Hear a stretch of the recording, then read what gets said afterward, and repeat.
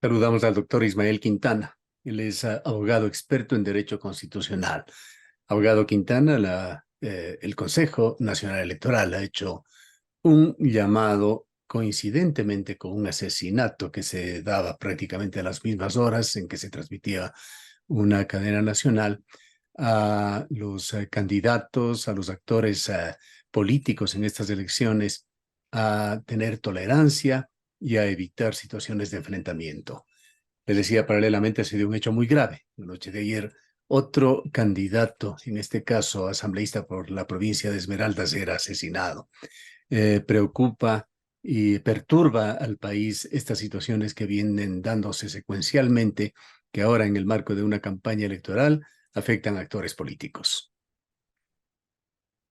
Sí, y parece que ya nos estamos nosotros mal acostumbrando. Un abrazo para usted, don Gustavo, para quienes nos están escuchando a través de Antena Uno. Nos estamos acostumbrando, mal acostumbrando, diría yo, a que en campaña política la violencia, el secuestro, las agresiones a la integridad física y a la vida, como ocurrido en este caso penosamente de los candidatos, por desapercibida. Le insisto que esto es ya una mala costumbre porque en el proceso electoral seccional pasado, usted recordará, ocurrieron algunos sucesos de atentados contra la integridad, la vida de algunos candidatos. De hecho, nos acordábamos hace semanas nada más del tema del alcalde de Portoviejo, el señor Pincay. Usted recordará, en plena campaña electoral recibió un atentado, casi lo matan. El fruto de eso estuvo al borde de perder incluso ahora su cargo de alcalde. Ahora ha ocurrido lo mismo con un aspirante a la Asamblea Nacional, parece que es de la provincia de Esmeraldas, de las listas que auspician la candidatura de Otto Sonnenholzner. Entonces, ¿qué está pasando con eso? Es decir, ¿qué está haciendo el Estado en términos generales por darnos no solo la sensación, sino realmente un ambiente de seguridad, de tranquilidad, donde todos podamos salir a la calle sin el temor de que alguien me esté siguiendo, perdón que se lo diga tan crudamente, de que me vayan a meter 4 balazos, Y los casos de que realmente son me vayan a múltiples. secuestrar a Recordemos alguien. Sí, el asesinato a un candidato alcalde de Salinas, ese efectivamente. atentado que le mantuvo alejado del sitio en el cual tiene que ejercer su función el alcalde de Durán y así por el orden. Efectivamente, se me había olvidado también del caso del señor Chonillo. Entonces, fíjese usted, son algunos casos ya repetidos. Entonces, en términos generales, le digo, el Estado, pues poco o nada está haciendo para darle al ciudadano de a pie común y silvestre esta sensación y esta certeza de que aquí se están aplicando políticas públicas para prevenir la delincuencia y para prevenir esta clase de atentados. Y ya concretamente en el plano, pues, de lo político, de las campañas electorales, se ve que tampoco hay un trabajo por parte de Policía Nacional, básicamente, que es el órgano constitucionalmente llamado a trabajar en los temas de prevención y de seguridad ciudadana y restablecimiento de orden público sobre estos aspectos. De tal manera que es preocupante, porque el mensaje que se está dando es no solo que salir a las calles es un riesgo, sino que al parecer la gente que quiere vincularse o intervenir activamente en política electoral, en política partidista, es gente que probablemente muchos de ellos, incluso gente honesta, gente desvinculada de cualquier actividad ilícita, pero parece que esa gente inscribe una candidatura y pone en riesgo su vida, ¿no? Entonces, con ese mensaje usted no va a lograr atraer gente valiosa que se quiera vincular a la política, que se quiera vincular a la Asamblea, a la Presidencia de la República o a cualquier otro cargo, dignidad de elección popular, alcaldes, prefectos, concejales, porque saben que estamos en un país tan inseguro que el día de mañana a cualquiera le puede pasar esto, ¿no? Ahora, varios actores políticos en Ecuador han advertido sobre este tema, lo han hecho desde el Ministerio del Interior, lo ha hecho Luis Verde Soto, quien fue secretario de Seguridad. Se ha hablado sobre esta infiltración de las mafias en la política ecuatoriana y le preguntaría, lo que estamos viendo, este asesinato, por ejemplo, de la noche de ayer, ¿son coletazos de la delincuencia común o son síntomas de esta infiltración de las mafias en la política?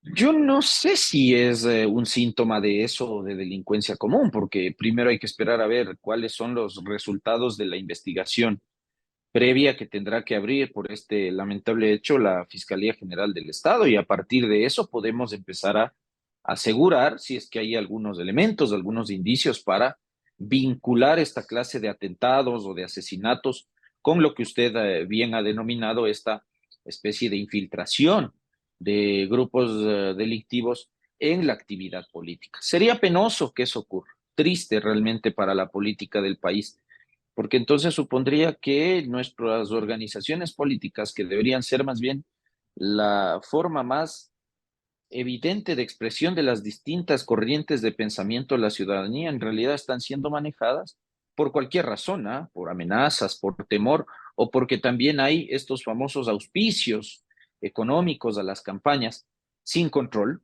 y de eso si quiere conversaremos también, eh, a las campañas políticas. ¿Y por qué hablo sin control? Porque claro, usted tiene un muy extenso código de la democracia que aparentemente regula el gasto electoral en campaña. Y claro, dirán, sí, pero es que el presupuesto sale de las arcas públicas también, parte de, es decir, sí, el 115 de la Constitución indica que la promoción electoral está a cargo del Estado. El Estado destina ciertas partidas presupuestarias a través del Consejo Electoral, por supuesto, a los distintos medios de comunicación, radio, prensa escrita, televisión. Se hace la difusión de la promoción electoral, pero eso no impide, según nuestro Código de la Democracia, que a los partidos y movimientos políticos les lleguen ciertos auspicios de carácter económico. Y usted ahí tiene unas disposiciones que están bastante bien redactadas. Si es que el monto supera, me parece, que me perdone la audiencia, si es que no tengo en la cabeza en este momento el monto exacto, pero si usted supera los $100 de aporte, incluso eso tiene que ser obligatoriamente un aporte bancarizado, es decir, hecho a través del sistema de instituciones Claro. financieras. Luego de eso, usted tiene en el Consejo Electoral competencias constitucionales y legales para realizar un control a ese gasto electoral. El problema entonces es, faltan normas para controlar y evitar lo que usted dice, es decir, para prevenir que la delincuencia organizada se tome los partidos políticos. Yo le diría que no. Lo que está faltando entonces es voluntad del árbitro del juego, que se llama Consejo Nacional Electoral, para ejercer a plenitud las competencias que tiene, por ejemplo, para a través de recursos de revisión iniciar procesos de auditoría a los mecanismos, montos y a quienes han realizado aportes a las campañas políticas y electorales. Y de eso el Consejo Electoral prácticamente casi nunca difunde información. Entonces daría la sensación que eso no se está haciendo y viva la fiesta. Entonces puede darse el fenómeno que usted está comentando, ¿no? Claro, pero la propia ley se ha encargado de generar una verdadera brecha entre el fondo electoral, fondo que fue creado justamente para tratar de dar condiciones de equidad entre partidos y movimientos, cuando la ley permite actualmente que se maneje del fondo electoral aproximadamente $320,000 por cada binomio presidencial, Ujú, mientras se permite fondos, donaciones de campaña por hasta 5,2 millones de dólares, sabiendo que estos ujú. segundos no se los controla de una manera eficiente. No, es que no es solo eso, sino que el Consejo Electoral está ausente totalmente en el control de este proceso electoral. Vea que recién la campaña arrancó, me parece que el día jueves anterior, oficialmente, ¿no? Ujú. Oficialmente la campaña arrancó el día jueves anterior. Van a ser 35 días de campaña electoral. Eh, pero nosotros ya tuvimos desde la disolución de la Asamblea Nacional precandidatos haciendo campaña electoral. Si eso está proscrito, tal como está proscrito en el Código de la Niñez y Adolescencia, utilizar la imagen de menores de edad, niños y adolescentes, en promoción o propaganda electoral. ¿Y qué ha dicho el Consejo Nacional Electoral sobre eso?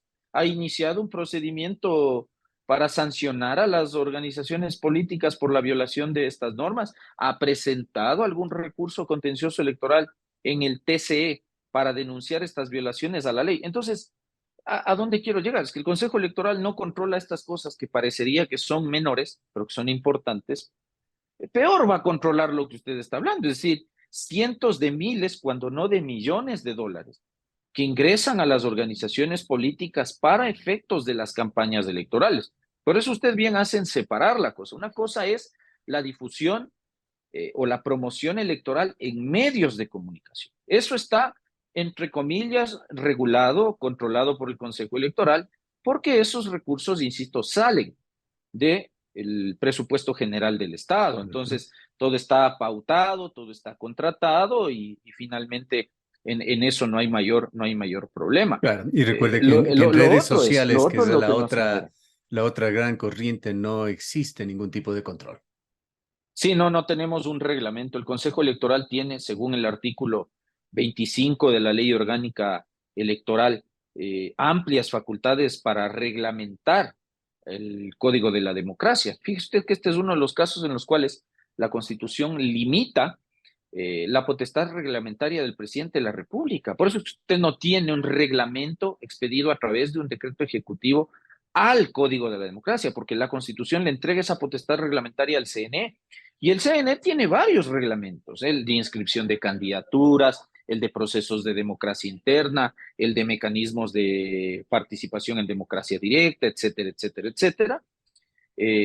Pero se han olvidado de algunas cosas como estas, ¿no? Entonces, el uso de las redes sociales, que ahora es importante, es potente, ¿no es cierto? Hay gente que se informa, no es todo el electorado, pero hay gran parte del electorado que se informa a través de redes sociales. ¿Está reglamentado eso? ¿Hay mecanismos reglamentados para sancionar el abuso de redes sociales? No. Entonces, estamos yendo a un proceso electoral no solamente violento, porque eso penosamente el Ecuador ya se está acostumbrando a procesos electorales violentos, inseguros para los candidatos. Un proceso electoral sin control de los aportes a las campañas, me refiero a los aportes entre comillas privados, y un proceso electoral donde los jugadores del partido se pasan por el forro las reglas del juego y el árbitro no hace nada por poner orden en el partido, ¿no? Claro, y este tema de la violencia es realmente preocupante. En Ecuador, digamos que son estos nuevos tiempos que los estamos viviendo los que evidencian esta situación, pero es algo que no ha sido extraño en otros países, en México, en Colombia. Se lograron imponer las mafias a través justamente del uso de la violencia contra candidatos y claro, cuando gana su candidato se encuentran muy cómodos para sus actividades. Ujú. Esperemos que lo que está sucediendo en Ecuador sea realmente algo incipiente que pueda ser además cortado de raíz antes de que vayamos a tener una gravísima aberración en los procesos electorales del país.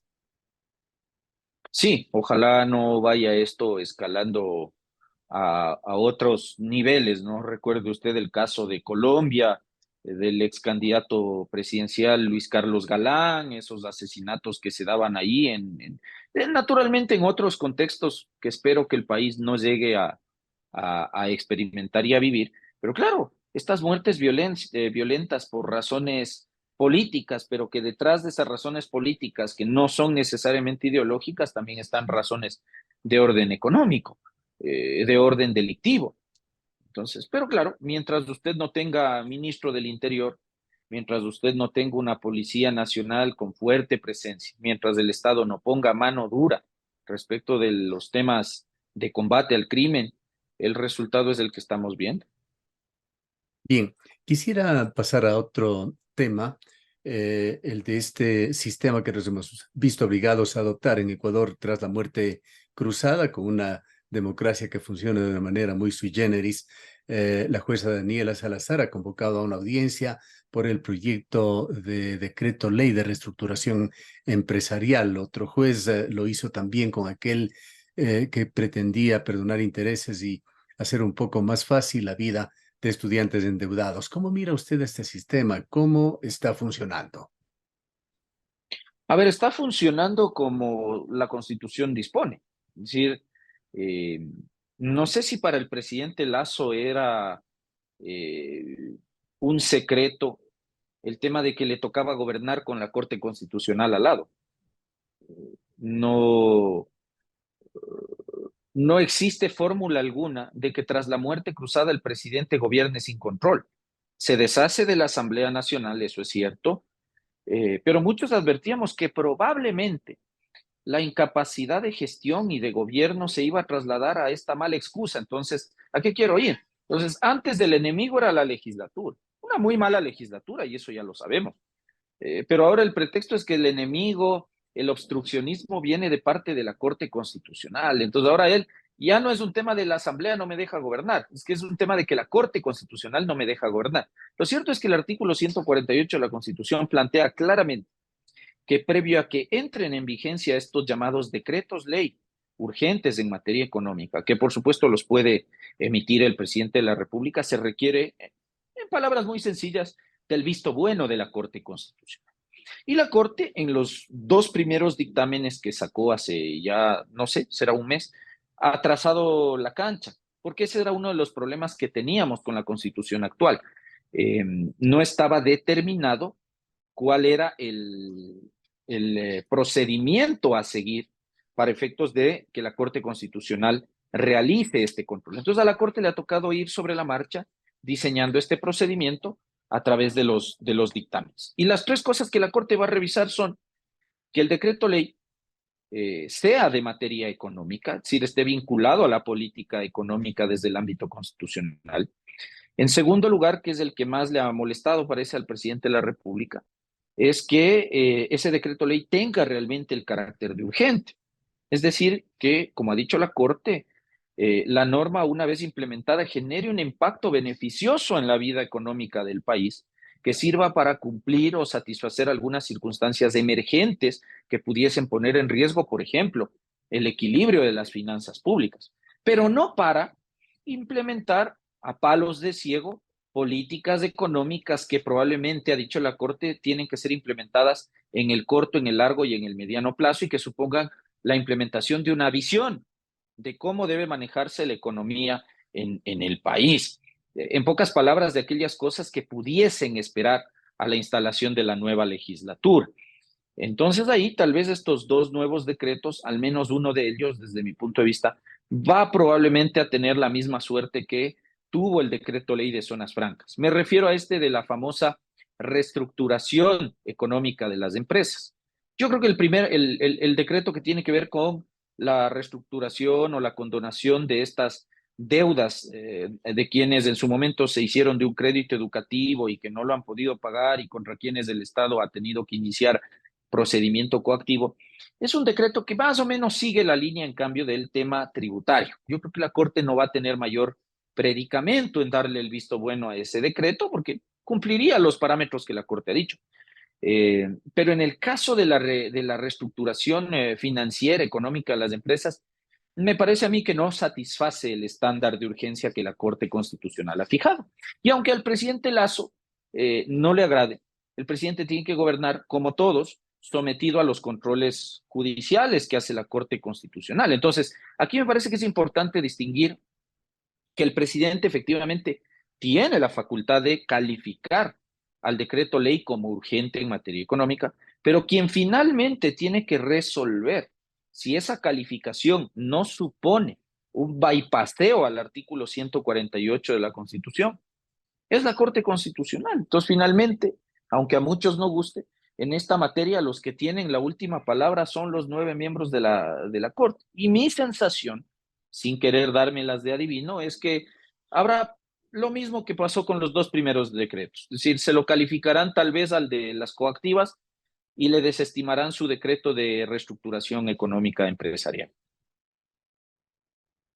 Para finalizar, abogado Quintana, quisiéramos conocer su punto de vista y a más allá de estos temas directamente de violencia en la campaña electoral, ¿cómo la mira? ¿Cómo ve la actuación de esos candidatos? Bueno, recién empieza ahora sí oficialmente la campaña. Habrá que esperar a ver también cómo se va a llevar adelante el debate, que ahora es obligatorio según las últimas reformas al Código de la Democracia. Sin duda alguna, yo creo que vamos a tener una segunda vuelta electoral donde el correísmo va a estar presente. Lo único entonces que resta por saber es cuál de los otros 7 binomios acompañará al correísmo. Y sin duda alguna usted ahí tiene encuestas para todos los gustos, ¿no es cierto? Entonces en unas está el señor Sonnenholzner, en otras está el señor Pérez Guartambel, en otras estará, en las encuestas de Twitter está el señor Villavicencio, aunque esas encuestas de Twitter no tienen ningún rigor científico ni metodológico, en otras estará el señor Herbas y así. Y le insisto, estamos en un proceso electoral en el que resta saber cuál va a ser el binomio que acompañará a los señores correístas en el balotaje. Estamos en un proceso electoral en el que además lo más probable es que el correísmo logre, no necesariamente una mayoría absoluta en la siguiente asamblea, pero sí un número interesante de entre 60 o 65 curules que probablemente sean o son los resultados proyectados. Así que veremos cuál de los otros 7 binomios logra entonces hacerse de la votación suficiente para efectos de contrarrestar al correísmo en una eventual segunda vuelta electoral, porque ahí veremos qué es lo que pasa. Es decir, donde las papas queman estará a partir del 20 de agosto, donde sabremos cuáles van al balotaje y sobre la base de eso veremos si es que a quien acompaña al correísmo le es posible en esos 45 días que vamos a tener entre primera y segunda vuelta electoral hacerse del endoso de la votación de los otros candidatos que queden fuera de la contienda electoral para evitar el retorno de lo que muchos no queremos que pase. Yo lo hablo personalmente, que retorne o que termine de retornar el correísmo, ¿no? Bien, queremos agradecerle por su presencia. Un abrazo. Declaraciones del doctor Ismael Quintana, abogado experto en Derecho Constitucional.